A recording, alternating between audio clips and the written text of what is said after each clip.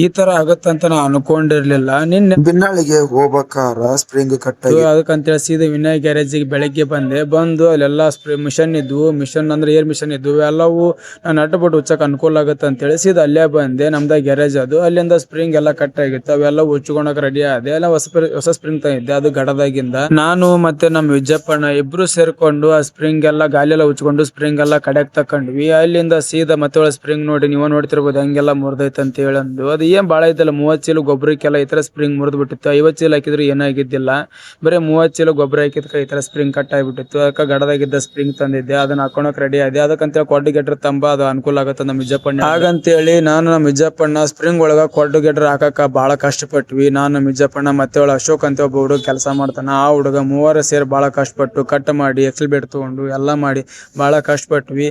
ಸೀದಾ ವಿಜ್ಜಪ್ಪಣ್ಣ ಪಂಚರ್ ಬಂದಿದ್ದು ಸ್ವಲ್ಪ, ಹಂಗಾಗಿ ಪಂಚರ್ ಇದ್ದಕ್ಕೆ ಅವ್ರು ಹೋದ್ರು. ಆ ಕಡೆ ಪಂಚರ್ ಬಂದಿದ್ರು, ನನಗೂ ಕೂಡ ಬಂದು ಅವ್ರು ಹೆಲ್ಪ್ ಆದ್ರು. ಅವ್ರ ಪಾಪ ನೆನೆಸ್ಬೇಕು ಅವ್ರು. ನನಗೆಲ್ಲ ಪ್ರತಿಯೊಂದು ಕೆಲಸಕ್ಕೂ ಪ್ರತಿಯೊಂದು ಸಹಾಯ ಮಾಡ್ತಿರ್ತಾರ. ವಿಜ್ಜಪ್ಪಣ್ಣ ನಿಂಗೆ ಥ್ಯಾಂಕ್ಸ್ ಅಂತ ಹೇಳಕ್ ಇಷ್ಟಪಡ್ತೀನಿ. ಅಂತೂ ಇಂತೂ ಎಲ್ಲ ರೆಡಿ ಮಾಡ್ಕೊಂಡು